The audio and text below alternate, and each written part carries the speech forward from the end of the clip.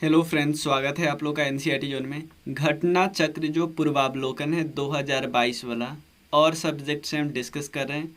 अभी हम डिस्कस करना स्टार्ट किए हैं थ्योरी किसका, एनवायरनमेंट एंड इकोलॉजी का। बाकी जो बुक है ना उसका सिर्फ एमसीक्यू डिस्कस करें, वो भी काफ़ी डिटेल में ताकि आपको एकदम मतलब ऐसा पता ना चले, क्योंकि थ्योरी आपका थोड़ा कम भी हो तो भी आपको बिल्कुल समझ में आए, आपको एक्स्ट्रा इन्फॉर्मेशन पता चले, बहुत कम याद करना पड़े आप लोग को। लेकिन क्योंकि इन्वायरमेंट एंड इकोलॉजी का हम लोग थ्योरी भी डिस्कस करें, क्योंकि जब भी हम जीएस करते हैं बहुत सब्जेक्ट कर लेते हैं लेकिन हम इन्वायरमेंट को भूल जाते हैं, तो इसलिए इसका थ्योरी भी हम डिस्कस करने वाले एमसीक्यू के साथ साथ। ठीक है, तो चलिए शुरू करते हैं। ये पहला चैप्टर, 2 चैप्टर का थ्योरी डिस्कस कर चुके हैं, एमसीक्यू में हम पहला चैप्टर डिस्कस करना शुरू कर रहे हैं। पहला क्वेश्चन है, पहला फर्स्ट क्वेश्चन है अबाउट सस्टेनेबल डेवलपमेंट। अगर नहीं भी पता होगा तो भी हमें ये डेफिनीशन तो उसका पता ही होगा कि सस्टेनेबल डेवलपमेंट का सिंपल मतलब होता है कि आप प्रेजेंट्स के अभी जो हमारा नीड्स है उसको फुलफिल तो करो, लेकिन उसको फुलफिल करने के चक्कर में जो हमारा फ्यूचर जनरेशन है उसके नीड्स को आप कॉम्प्रोमाइज़ नहीं करो। ऐसा नहीं है कि सारा अभी ही फ्यूल यूज कर लेते, कोल यूज कर लेते, अगला जनरेशन वाले के पास कुछ बचेगा ही नहीं और इतना ख़राब इन्वायरमेंट करके चले जाते हैं। तो पहला ऑप्शन क्या है, असर्शन क्या है, sustainable development is important for wellbeing of human society. Correct बात है, बहुत जनरल स्टेटमेंट है। अब सेकंड क्या करता है कि क्यों वेलबिंग के लिए ज़रूरी है, क्योंकि ये अभी के नीड्स को मीट करता है लेकिन फ्यूचर जनरेशन के नीड्स को कॉम्प्रोमाइज़ नहीं करता है। तो दोनों करेक्ट है और इसको एक्सप्लेन भी करता है ना काफ़ी हद तक। तो ए दोनों करेक्ट है और रीजन जो है करेक्ट एक्सप्लेन कर रहा है, क्योंकि ये डेफिनीशन है सस्टेनेबल डेवलपमेंट का। चलिए, ये काफ़ी इम्पॉर्टेंट है क्योंकि यूपीपीसीएस प्री 2020 में पूछा हुआ था। पहला, रियो अर्थ समिट, रियो डी जेनेरियो 1992 में हुआ था। इवन 2012 वाला भी ना रियो डी जेनेरियो में ही हुआ था। Publication of Brundtland commission report, इसी में सस्टेनेबल डेवलपमेंट के बारे में जिक्र किया था काफ़ी डिटेल में, ये 1987 में आया था। मॉन्ट्रियल प्रोटोकॉल, ओजोन लेयर में जो डिप्लीशन हो रहा था ना उसको बचाने के लिए, ये 1989 में आया था। उसके बाद the limits to growth, limits to growth, growth में लिमिट लगाने की बात, क्योंकि ग्रोथ बहुत ज़्यादा आप करोगे तो इसे इन्वायरमेंट को बहुत ज़्यादा नुकसान हो रहा था, तो उसको बचाने के लिए ये रिपोर्ट आया था 1972 में। ठीक है, the limits to growth report. तो आपसे सिंपल पूछ रहा है कि आपको क्रोनोलॉजी ऑर्डर में दिखाना है, तो सबसे पहले 4 होगा, तो ए ऑप्शन गया ये वाला। उसके बाद जो ऑप्शन होगा कौन सा, 1987 वाला ब्रंटलैंड, तो 4 के बाद 2 होगा, 4 के बाद 2, यानी ये भी गया, तो आंसर इज बी। ठीक है, The discussion on sustainable development was started after submitting a report on environment, the United Nations in environment to United Nations in 1987. The report was, देखो हमने ये तो देख लिया कि सस्टेनेबल डेवलपमेंट वाला जो बात हुआ था वो ब्रंटलैंड कमीशन के समय से स्टार्ट हुआ था, लेकिन ब्रंटलैंड कमीशन ने जो रिपोर्ट दिया था उस रिपोर्ट का नाम क्या था, क्योंकि ये तो 1987 वाला हमको पता चल गया, लेकिन इस रिपोर्ट का नाम था आवर कॉमन फ्यूचर। इसके बाद ही सस्टेनेबल डेवलपमेंट के बारे में डिस्कस होने लगा। एक और चीज़, और ये जो बॉडी थी जो सस्टेनेबल डेवलपमेंट पे बात करी थी उस बॉडी का क्या नाम था, world commission on environment and development. तो सस्टेनेबल डेवलपमेंट से क्या क्या बात होता है, सबसे पहले वो कमीशन का क्या नाम था, world commission for environment and development. इस कमीशन ने जो रिपोर्ट दिया था, टोटल रिपोर्ट, उसका नाम क्या था, आवर कॉमन फ्यूचर। और इसको एक और नाम क्या देते हैं इस कमीशन को, ब्रंटलैंड कमीशन। कब आया था, 1987 में आया था। इसमें ही जिक्र किया गया था सस्टेनेबल डेवलपमेंट पे। 4-5 बार यही क्वेश्चन आया था कि वो बॉडी कौन थी, उसका रिपोर्ट का नाम क्या था, कब आया था, किस चीज़ के बारे में जिक्र किया था, फिर सस्टेनेबल डेवलपमेंट का डेफिनीशन। आपने देखा ना 2 क्वेश्चन तो उसी पे हमने डिस्कस किया अभी तक। ठीक है, आवर कॉमन फीचर। आप लोग बताओगे तो कुछ एलिमिनेशन टेक्निक जो देखो यूपीएससी के एलिमिनेशन टेक्निक के लिए बहुत ज़्यादा वीडियो है और बहुत अच्छे वीडियो है, ठीक है, लेकिन यूपीपीसीएस और बीपीएससी के लिए बहुत रेयर आपको मिलेगा, लेकिन इसमें भी बहुत सारे यूपी पीसीएस में बहुत सारे क्वेश्चन एलिमिनेशन टेक्निक से बन जाते हैं। अगर आप बताओगे तो जैसे 150 क्वेश्चन आते हैं ना, आप कम से कम 20 क्वेश्चन आराम से कर सकते हो एलिमिनेशन टेक्निक और प्रायर नॉलेज से। सिर्फ एलिमिनेशन टेक्निक नहीं, इसके लिए आपको पीछे बैकग्राउंड में नॉलेज पता होना चाहिए, ठीक है। तो ये सब हम करेंगे, ठीक है। अगर आप बोलोगे तो आप कमेंट सेक्शन में बताना, ठीक है ना, क्योंकि ये तो हमारा वैसे पेड कोर्स का पार्ट है, लेकिन इसको हम पब्लिक करेंगे, ठीक है। लेकिन एक चीज़ बता, हम लोग अब से कोशिश कर रहे हैं कि 20 क्वेश्चन डेली, देखो पेड कोर्स का तो पूरा बुक मिलेगा, लेकिन 20 क्वेश्चन पब्लिक करें डेली। और आप लोग बोलोगे तो, नहीं तो क्योंकि जो हमारे में ज्वाइन है उनके लिए तो करना ही करना है एक एक वीडियो। इससे आप लोग को क्वालिटी के बारे में पता चलेगा, आप लोग ज्वाइन भी कर सकते हो। और आप लेकिन कमेंट सेक्शन में ज़रूर बताना इसमें से आपका कितना हो पाया था, 20 में से आपने कितना सही किया था। इन्वायरमेंट रेफर्स टू, देखो यूपी पीसीएस और यूपीएससी में यही डिफरेंस है कि यूपीएससी कभी भी डी ऑप्शन नहीं देता है, डी ऑप्शन नहीं देता। और वो इन्वायरमेंट, चारों इन्वायरमेंट के डेफिनेशन होते हैं, चारों करेक्ट होते हैं, लेकिन आपको जो मोस्ट प्रोबेबल होता है वो लगाना होता है। लेकिन इनका क्या है कि अगर ऐसा आपको लगता है कि तीनों करेक्ट है तो आप डी लगा दो। देखो, the natural world of land, water, air और plant and animal that exist around, normal बात है ये, इसमें कोई दिक्कत ही नहीं। The sum total of condition which surround human being at a given point of time, ठीक है, ह्यूमन बींग के चारों तरफ जो है। The interacting system of physical, biological and cultural element which is interlink, ये भी करेक्ट है, तो ऑल ऑफ द एबव, ठीक है। अगर मुझे एक लगाना होता, इसमें से कोई डी ऑप्शन कोई फालतू सा होता, एक लगाना होता, तो क्योंकि आप देखो बी ऑप्शन में सिर्फ ह्यूमन बींग के बारे में हुआ था, आपको नहीं लगता बहुत नैरो डेफिनेशन हो जाएगा, ठीक है ना। सेकेंड, लैंड, वाटर, एयर, इसमें पर्टिकुलर कुछ चीज़ के बारे में बोला है, एनिमल वगैरह के बारे में बोला है। लेकिन आप डी सी ऑप्शन देखो, फिजिकल, सारे, इसमें फिजिकल बोलेगा तो सब कुछ आ जाएगा, बायोलॉजिकल सारा बायोटा आ जाएगा, कल्चरल। तो अगर डी ऑप्शन कुछ फालतू सा होता और आपको एक लगाना ही होता तो मैं तो सी लगाता। आप बताओ आप क्या लगाते, ठीक है ना। लेकिन आंसर क्या है, यहाँ पे डी है, क्योंकि यही डिफरेंस होता है। Next, which of the following is not related to environmental protection. आपको पता है एनवायरमेंटल प्रोटेक्शन एक्ट आया था 1986।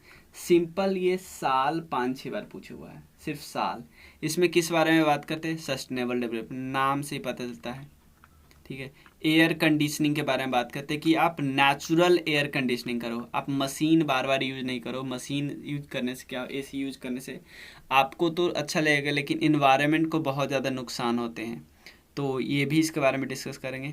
Use of paper bags, paper bags का यूज करो, इससे प्लास्टिक बैग का यूज नहीं करो, क्योंकि वो इन्वायरमेंट में एक बार ही आ जाते तो हटता नहीं है। तो आपको क्या लगता है कौन सा रिलेटेड नहीं होगा, ये पॉवर्टी के बारे में बात नहीं करेगी, क्योंकि इसका काम क्या है, एनवायरनमेंट से रिलेटेड। तो ए सी डी ये होगा, रिलेटेड कौन नहीं होगा, बी। तो आंसर क्या है, बी।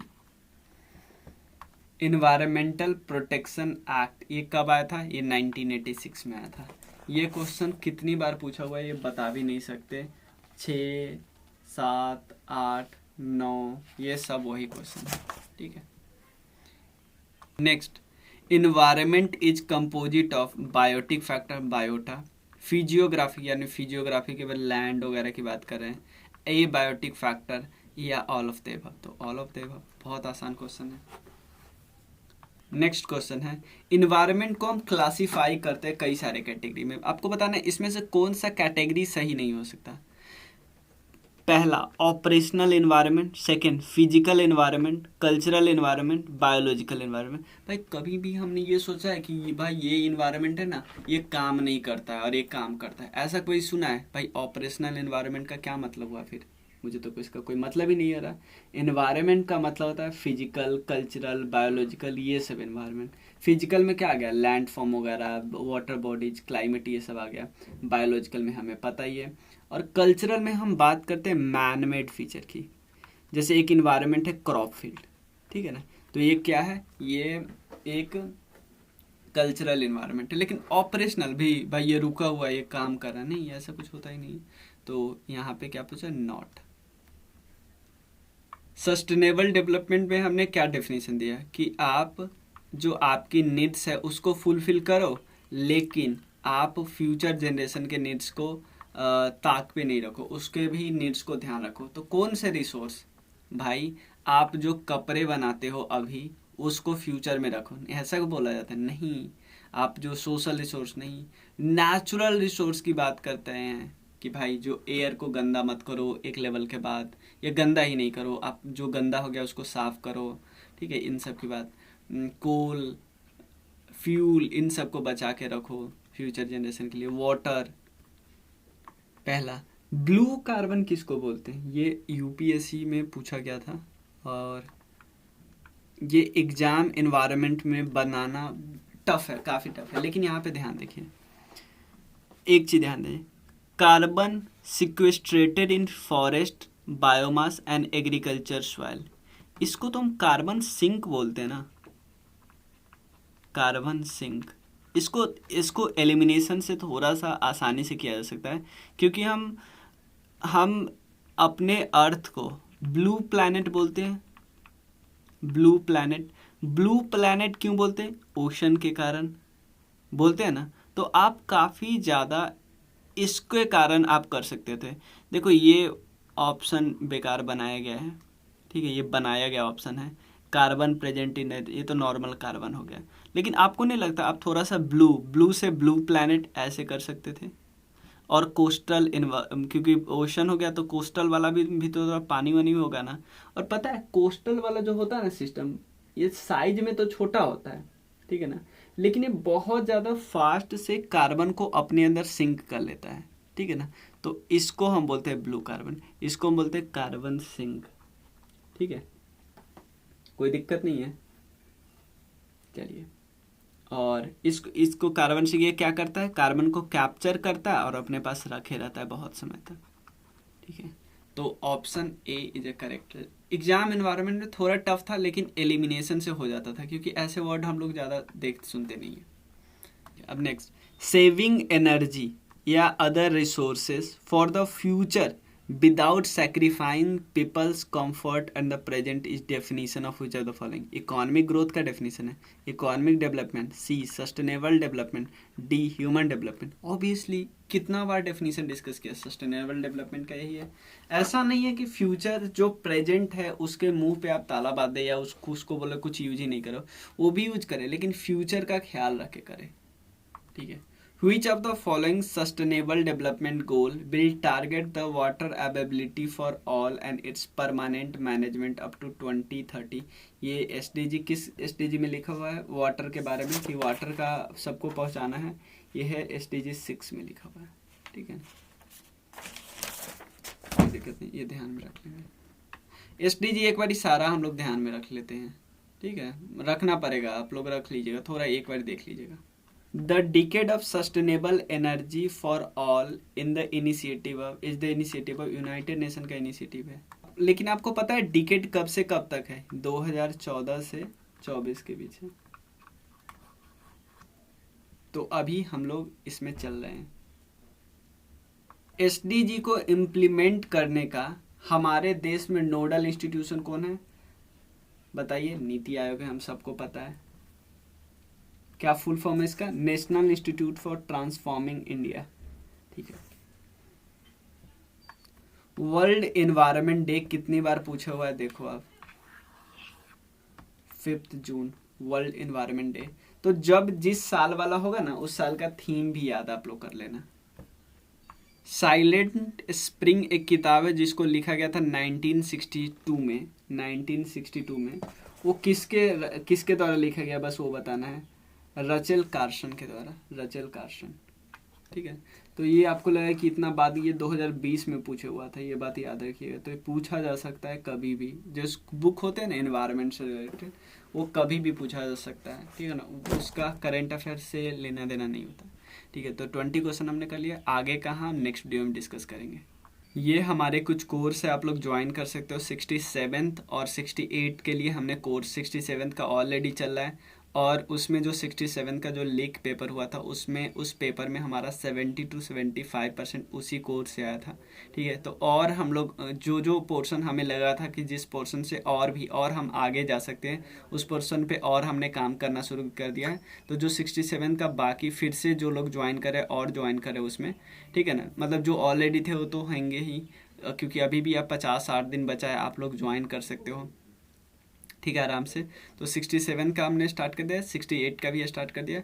बाकी भी कोर्स है जैसे कंप्लीट जीएस कोर्स, इस पे अभी 25% ऑफ मिलेगा आपको। ये सिर्फ 31 मई तक है। लूसेंट ऑब्जेक्टिव का कोर्स, घटना चक्र का कोर्स, यूपी पीसीएस के लिए 2023 का कोर्स, और हरियाणा पीसीएस का जो अभी सितंबर में एग्ज़ाम होने वाला है उसके लिए। तो आप लोग ज्वाइन कर सकते हो आराम से, कोई दिक्कत नहीं है। और बहुत अच्छे से हम लोग करवा रहे हैं, और कोई भी डाउट हो तो आप मैसेज करना 95, एक सेकेंड, यहाँ पे मैं अपना नंबर लिख दे रहा हूँ, 2 नंबर है, 9582062485, 9598875847। ठीक है, इस पे कॉल कर सकते हो, मैसेज कर सकते हो। और जो यूट्यूब ने हमारे थैंक्स बटन को भी अनलॉक कर दिया है, मतलब वो पहली बार चालू किया हो, क्योंकि थोड़ा टाइम लगता है उसको चालू करने में, तो आप लोग उससे भी हमें हेल्प कर सकते हो। ठीक है, और ज्वाइन बटन भी दबा सकते हो। ठीक है, थैंक यू।